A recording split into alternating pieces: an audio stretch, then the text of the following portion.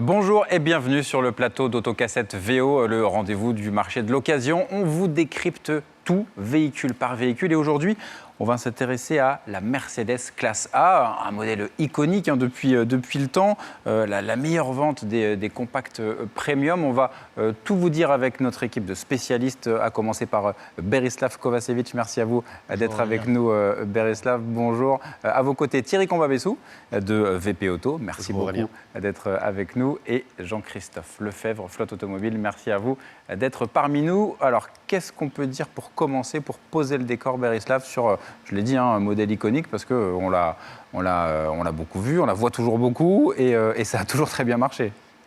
4 générations, mais souvenons-nous quand même que la première a failli être un désastre pour Mercedes. Ah oui ?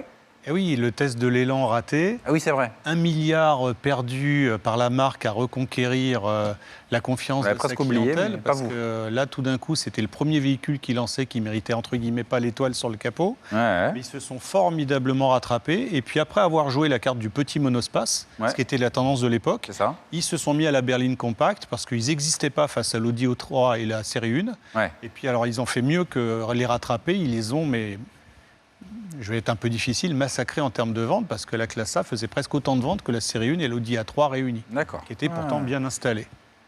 Qu'est-ce qui vous vient à l'esprit en premier ? Qu'est-ce qu'on constate quand on est à l'intérieur des toutes dernières générations, en tout cas ce qu'on trouve sur le marché du VO en ce moment ? Alors oui, alors si on met à part les 2 premières générations qui étaient des monospaces, elle est redevenue berline en 2012, et dans la dernière génération, la 4e là, qui date de 2018, c'est la première à avoir introduit sur le segment cet écran panoramique optionnel, mais enfin bon, autant le choisir, qui permet d'avoir un écran large comme ça, enfin j'abuse un peu, mais surtout donc un univers intérieur vraiment très séduisant, des liaisons au sol tout à fait confortables, précises, en fonction des versions, des montes pneumatiques, et des moteurs partagé avec Renault, un 1,3 litre 4 cylindres qu'on connaît bien chez Renault, qui est disponible de 100 à 180 chevaux, voire plus. Et sous le capot moteur de la Classe A, c'est vraiment un moteur très agréable, avec une bonne boîte derrière. Et vous parlerez de fiabilité, mais moi je l'ai toujours trouvé plein d'allant et économique, fiable. Très bien. Thierry Combabessou, sur le marché des enchères, forcément, ça c'est recherché, évidemment. Oui, c'est un véhicule qui a une cote marché très élevée. En deuxième main, j'ai noté plus 15% par rapport à la cote. C'est des valeurs qui sont assez hautes. Il y a une grosse évolution par rapport au mini monospace, effectivement, qui y avait. C'est très bien équipé dès les premiers niveaux de finition, ça c'est à noter, même si effectivement dans la nouvelle version il y a les avancées techno avec le fameux système multimédia avec intelligence artificielle également. Les finitions les plus recherchées. Ce qui est intéressant, c'est qu'en France, on n'est pas trop habitué à ça, mais la clientèle européenne, notamment Belgique et Allemagne que l'on connaît, équipent beaucoup ces véhicules-là de packs AMG. Et c'est vrai que le marché français est moins doté de ces finitions-là, qui sont des belles finitions ou des bons packs intérieurs-extérieurs correspondant à S-Line chez Audi, où là, pour le coup, il y en a un peu plus. Et ce sont les versions les plus recherchées au final en occasion. Berislav, il y a des choses à avoir en tête. Il y a du choix quand même. La dernière génération, depuis 2018, a complètement révolutionné l'intérieur, puisque c'est l'effet waouh. Alors ils avaient même appelé ça le Kylie Minogue Effect, parce que dans la pub, ils avaient fait un carton mondial avec ça. Quand on a goûté à cette planche, mais immense tablette qu'on peut doubler d'ailleurs, et que presque tous les clients achètent avec la double tablette, c'est vraiment recommandé quand vous en trouvez une sur le marché de l'occasion, parce qu'on est quand même sur des prix élevés, 16-36 000 euros. Fourchette très premium.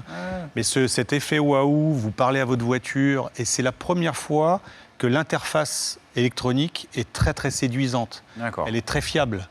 Ça part pas sur des mauvaises réponses. C'est extrêmement ordonné. Et puis quand on s'habitue à ça, la multitude de boutons, parce que le volant est truffé de boutons, vous l'oubliez presque, parce que tout se fait presque de façon orale. Et ça, les clients adorent, parce qu'ils ont vraiment l'impression d'avoir la dernière version voiture qui correspond à leur dernière version smartphone. Donc tous ceux qui aiment la techno, c'est le véhicule qui donne la banane dès qu'on rentre dedans. Donc moi, c'est vraiment ça qui m'a marqué. Premium, en termes de confort, conduite, à quoi s'attendre là ?